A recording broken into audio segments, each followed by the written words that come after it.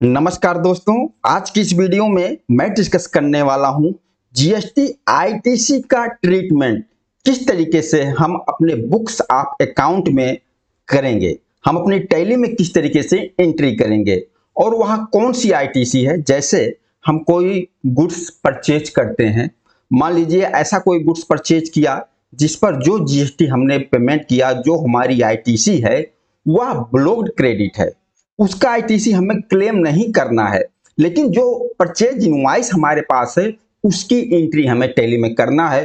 तो इसको किस तरीके से हम टैली में प्रैक्टिकल एंट्री करते हैं, आइए पूरा मैटर हम एक एग्जांपल से समझते हैं। एग्जांपल क्या है, मान लीजिए यहां पर हमने एक कार परचेज किया, कंपनी के नाम पर कार परचेज किया।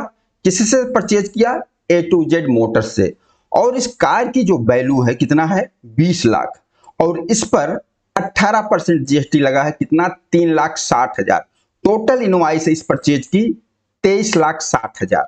लेकिन इसमें जो 3,60,000 जीएसटी हमने पेमेंट किया इस कार की परचेज पर, यह 3,60,000 हम आईटीसी क्लेम नहीं कर सकते। यह हमारा ब्लॉक्ड क्रेडिट में 17(5) में कवर होता है। लेकिन अब इसका ट्रीटमेंट हम अपने बुक्स ऑफ अकाउंट में किस तरीके से करेंगे? अब देखिए, जो हमारा कार है, कार तो हमारा फिक्स असेट्स है। अब यह फिक्स असेट टोटल हमारा 23,60,000 माना जाएगा, क्योंकि जो 3,60,000 है वो आईटीसी हम क्लेम करेंगे नहीं। तो टोटल कार की वैल्यू जो हमारी किताब में होगी फिक्स असेट्स में 3,60,000 होगी। लेकिन किस तरीके से? कुछ लोग इसको डायरेक्ट एंट्री करते हैं, तो मैं चाहता हूं कि हम एंट्री इस तरीके से करते हैं। जो हमारा बुक्स ऑफ अकाउंट है, इसका जो आईटीसी का इनपुट का जो हमारे बुक्स ऑफ अकाउंट में लेजर है, जो जीएसटी पोर्टल का लेजर है, वह आपस में मैच हो। किस तरीके से? तो आइए सबसे पहले इसकी हम सिंपल परचेज एंट्री करेंगे। पहले आ जाते हैं परचेज में। हम यहाँ जनरल एंट्री में एंट्री पास कर दे रहा हूं। डेट सिलेक्ट कर लिया, 15/9। ओके। अब यहाँ जो भी इनवॉइस नंबर है वो डाल दीजिए। अब यहाँ पर हम डेबिट किसको करेंगे? देखिए, हमने परचेज किया है कार, कार की वैल्यू है 20 लाख। तो पहले हम 20 लाख डेबिट करेंगे कार को। कार को करेंगे 20 lakh debit, CAR, car. Okay, कितना? 20 लाख। ओके। अब यहां पर हम डेबिट कर देंगे अपना इनपुट IGST, क्योंकि इसके परचेज पर कितना जीएसटी पेमेंट किया हमने? 3,60,000। तो यहां पर हम इनपुट IGST का जो हमारा लेजर है, इनपुट का जो लेजर है, इस पर हम डेबिट करेंगे कितना? 3,60,000। ओके। अब क्रेडिट कर देंगे जिससे परचेज किया है। परचेज किया है A to Z मोटर्स से, तो A to Z मोटर्स को हम यहाँ क्रेडिट कर देते हैं। ओके, ये देखिए, अब कार को डेबिट कर दिया, कार के नाम डाल दिया 20 लाख और input IGST 3,60,000। Total A to Z का जो बिल आया परचेज का 23,60,000। ये एंट्री हमने पास कर दिया। ओके। अब यहां पर आप देखोगे इनपुट IGST का लेजर, देखिए इनपुट IGST, ये देखो। अब इनपुट IGST के लेजर में 3,60,000 हमारे इनपुट जीएसटी लेजर में बता रहा है। ओके। और अगर अभी आप कार का वैल्यू देखोगे तो कार के नाम सिर्फ कितना? 20 लाख है। ओके। लेकिन अब जब हम अपना जीएसटी रिकंसिलेशन करेंगे, GSTR2B देखेंगे, तो हमारे GSTR2B में भी ये 3,60,000 आईटीसी हमें शो होगा। अब हम पूरा अपना टैली का डाटा, टैली का जो लेजर हमारा आईटीसी का ये लेजर और जो पोर्टल का लेजर है GSTR2B, उसको हम मैच कर लेंगे। अब 3,60,000 आईटीसी हमारे 2B में दिखेगा और 3,60,000 की आईटीसी हमारे इनपुट के लेजर में आ गया टैली में। अब क्या करेंगे? जो हम 3B में 3,60,000 को रिवर्स कर देंगे। टोटल आईटीसी आया, उसमें से 3,60,000 रिवर्स कर देंगे। इसी तरीके से अब हमें अपने टैली में ट्रीटमेंट करना है। एक बार आईटीसी आ गया लेजर में, अब इसको हम रिवर्स करेंगे।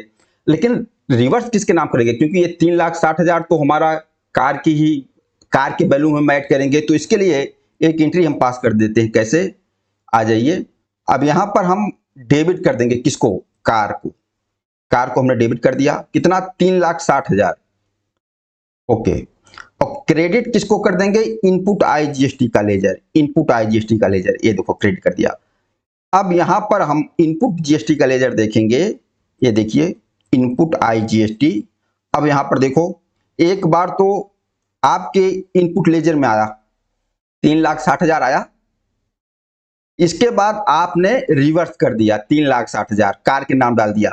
अब इसको आप GST R3B में 3,60,000 17/5 में रिवर्स कर देंगे तो आपका नेट ITC आ जाएगा। इस तरीके से जैसे यहाँ 3,60,000 इनपुट के लेजर में आया और उसके बाद हमने 3,60,000 रिवर्स कर दिया तो हमारा नेट इनपुट कुछ नहीं बच रहा है हमारे बुक्स ऑफ अकाउंट में। अब जो हमारा कार की वैल्यू देखोगे, कार पूरा 23,60,000 हो गया होगा। ये देखो, अब कार जो है हमारा 23,60,000, ये फिक्स सेट्स में आपके 23,60,000 पूरा कार आएगा। क्यों? क्योंकि ये पूरा हमने इस पे ITC नहीं क्लेम किया। देखो अब ये कार की जो वैल्यू हमारा फिक्स सेट्स में दिखा रहा है 23,60,000।